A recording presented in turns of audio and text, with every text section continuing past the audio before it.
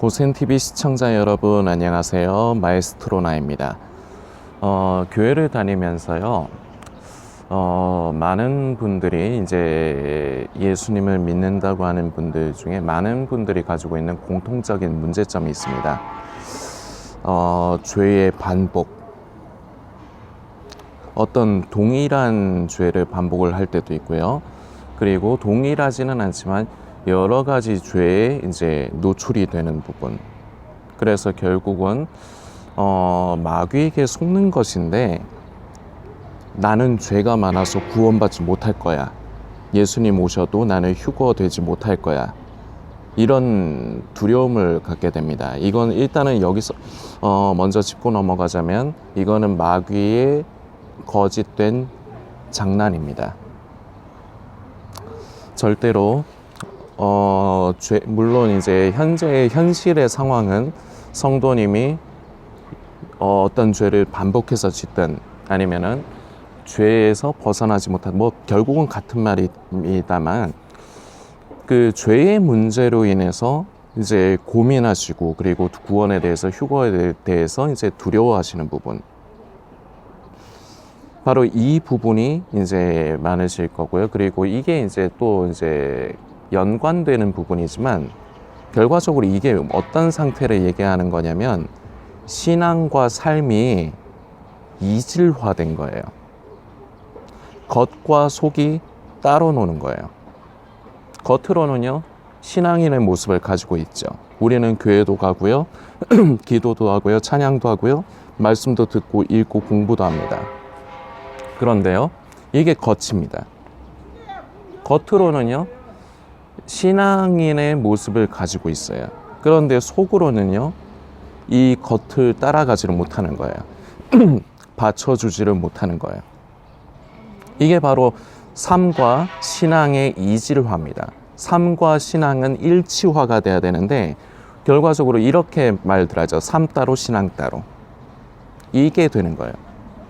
그래서 나름대로 노력들도 많이 하셨을 겁니다. 삶과 신앙이 하나가 되도록 노력을 많이 하셨을 겁니다. 그리고 또 다른 표현으로 치면은 죄에 안 지으려고 하나님 말씀대로 사시려고 애를 쓰셨을 겁니다. 그런데 잘 안 되셨을 겁니다. 처음에는 되는 것 같아요. 내가 무진장 애를 쓰니까요. 그런데요, 그게 시간이 지나면서 흐지부지 되셨을 겁니다. 왜 그렇습니까? 오늘 정답을 먼저 말씀을 드립니다. 오늘과 내일 이제 두 편에 걸쳐서 이제 이 부분에 대한 문제를 제가 성도님들께 처음에 제기를 하는 거지 않습니까? 그러면서 해결 방법은 다음 편 영상에서. 무엇이 문제냐? 분명한 목적이 없어서 그래요. 그렇거나 둘 중에 하나인데요. 분명한 목적이 없거나 그리고 목적이 있긴 있는데 뚜렷하지가 않은 거예요. 제가 예를 하나 좀 들어드리려고 합니다. 제가 섬기고 있는 서울 반석교회에서 일부 예배 때 앞에서 찬양 인도를 하시는 이제 목사님을 보조해서 이제 그 찬양으로 섬기고 있는데요. 그 찬양으로 섬기게 된 이유가 그 목사님이 처음에는 혼자서 찬양을 인도하셨습니다. 그런데 아침에 이른 시간이고 그리고 그 목사님이 이제 그 발성에 대해서 훈련이 안 돼 있으신 분이다 보니까 그 목사님께서 혼자서 찬양을 하시는데 그 듣는 청중, 예배를 드리고 있는 청중들이 불안해하는 거예요. 인도자가 있는데도 그 인도자 때문에 불안한 겁니다. 그래서 이제 제가 이제 처음에는 저도 이제 예배를 드리면서 그 모습을 보다가 제가 담임 목사님께 건의를 드렸어요. 제가 도와드리면 어떻겠습니까? 혼자서 하시는 것보다 누가 한 명이 보조로 도와드리면은 아무래도 좀 낫지 않겠냐, 이렇게 말씀드렸는데 그 의논들을 해보시더니 그게 필요하겠다 생각이 되셨나 봐요. 그래서 같이 섬기게 됐고요. 그리고 원하시는 것 같아서 제가 발성에 대해서도 좀 가르쳐 드린 적이 있습니다. 그러면서 이제 결과적으로는 잘 안 됐죠. 그러면서 이제 마지막에 이제 레슨을 할 때는요, 제가 그 목사님께 가성을 가르쳐 드렸거든요. 가성으로 소리 내는 법을 가르쳐 드리고, 이것만 연습을 하셔라. 이것만 연습을 해서 이 가성이 충분히 습관화가 돼서 익숙해졌을 때 저를 다시 찾아오셔라. 이게 작년 말의 얘기입니다.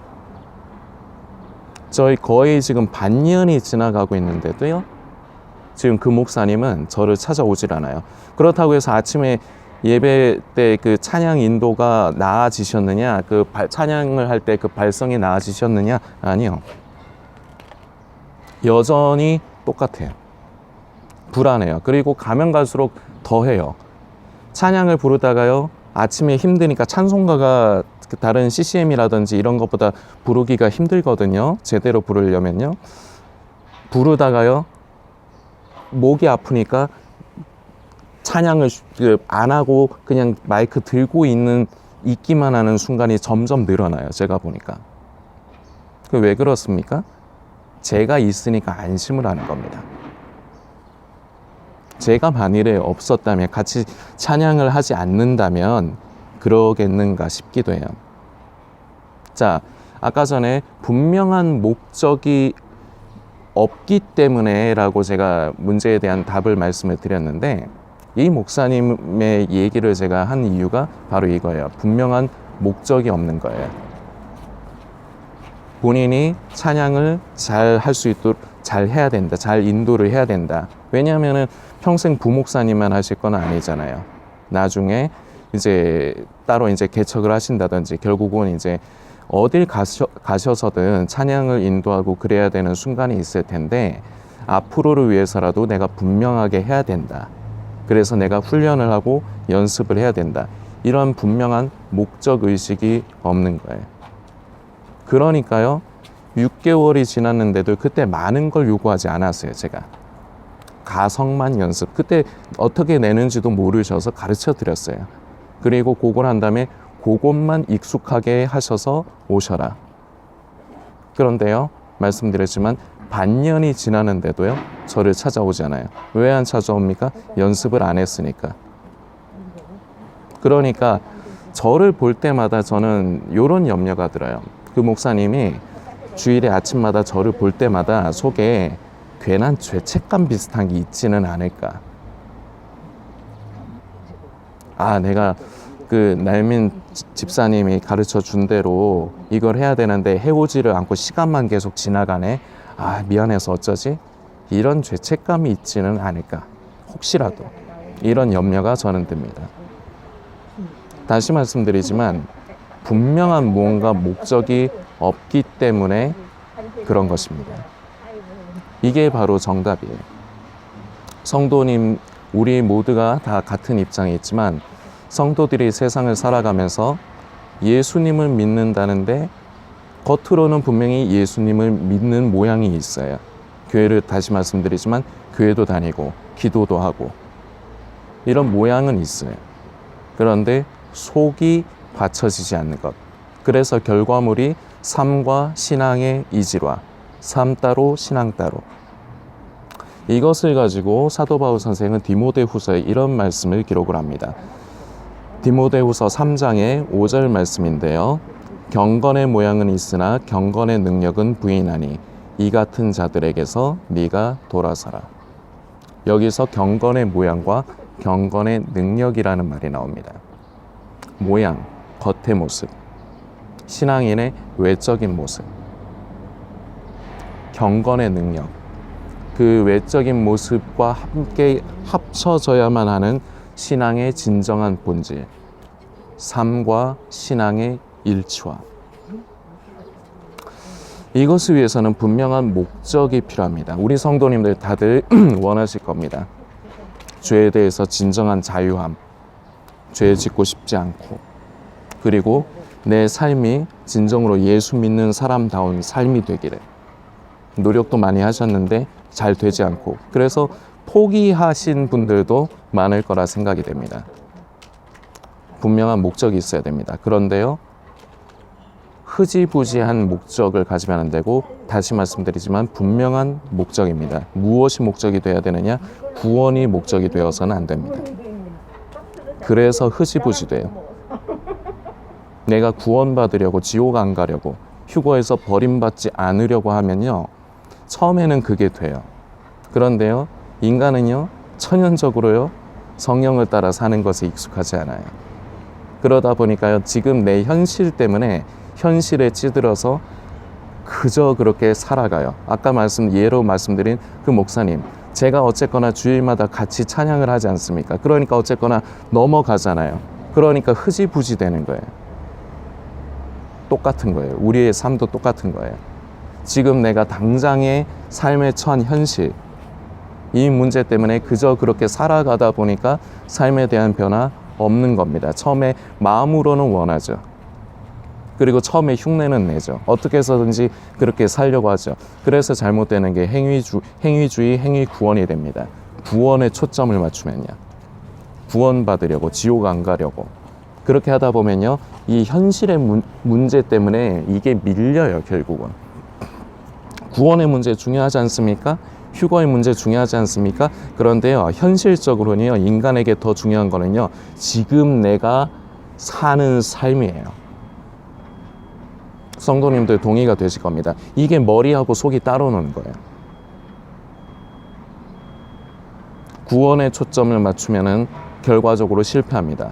그러면 무엇이 초점이 되고 무엇이 우리 삶의 목적이 되어야 되느냐?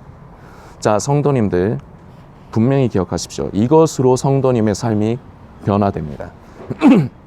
하나님을 사랑하는 것입니다. 이걸 인생의 목적으로 삼으십시오. 지금 영상을 보시는 성도님, 몇 살까지 사실 겁니까? 이렇게 묻는 제가 바보죠. 몇 살까지 살지 어떻게 합니까? 우리가 바로 오늘만 살고 사고가 있을지, 아니면 언제 몇 달 뒤에 병에 걸려서 죽을지, 그거 우리가 어떻게 합니까? 그런데요, 우리 일생 동안 예수님 다시 오실 때까지라든지 그동안 평생의 성도의 가장 중심된 목적을, 하나님을 사랑하는 것에 고정하십시오. 오늘 문제의 해결의 답을 먼저 말씀드렸습니다. 그리고 이것을 위해서 따라야 하는 부분들이 있습니다. 이 부분은 다음 편 영상에서 성도님들을 찾아뵙겠습니다.